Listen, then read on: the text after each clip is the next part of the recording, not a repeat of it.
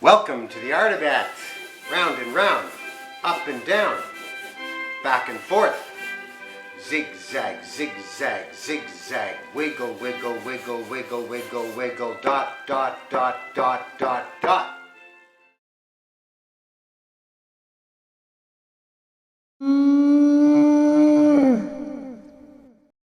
Next thing to do after the warm-ups and you've drawn the character is to select some good paper.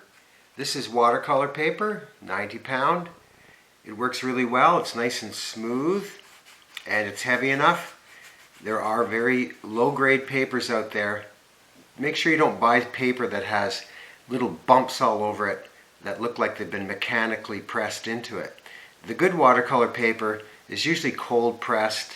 It's not that expensive, and you can cut it into even smaller pieces than this. This is about the average size I'll use, or half this size. Small piece of paper makes a great big piece of art. I usually tape my pictures with painter's tape, low tack.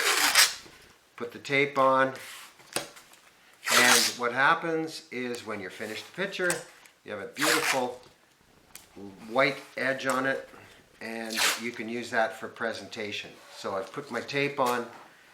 Now I'm going to draw our dinosaur. So leave lots of room around the edges. Very important. We're going to start down here with the first step. Give them a couple seconds to get that. Next step. Here's the back leg. Always chat it up with the kids as we're drawing. Tell them what I'm thinking. Notice how the tail went right down. It's even with here. And here we go. The neck comes up. And now I've got to go all the way. Either you can start at the head or the tail. Head comes around. Watch this line. It never stops.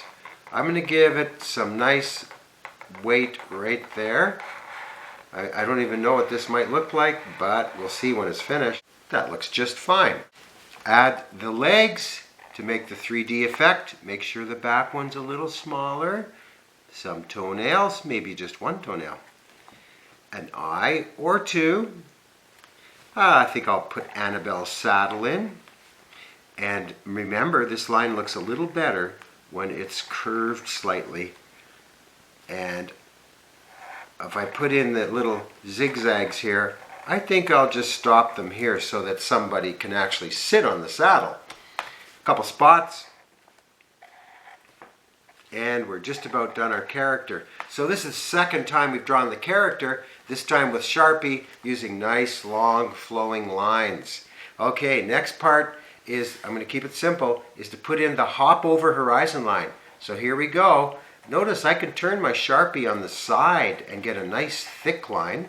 And when I get to the dinosaur, I stop and I hop over to the other side.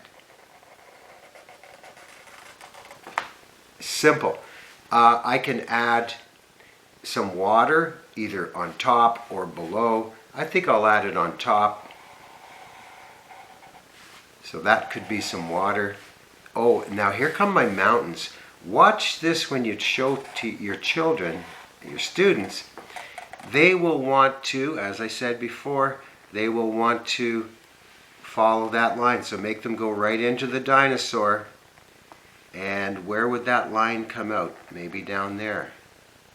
Add some trees for texture. If I'm teaching, I'll say, oh, let's add 350 trees. There's usually a few moans in the crowd. But when we get down to work, it adds texture, and it's something that they will continue to do as they put landscapes behind their characters. You can even make some of them stick out like this, so that there's an edge rather than just a straight line up top. Some dots on the sand. Remember, a Sharpie is better when you dot it on the side, and then you don't blunt the tip. So I put a few of these in.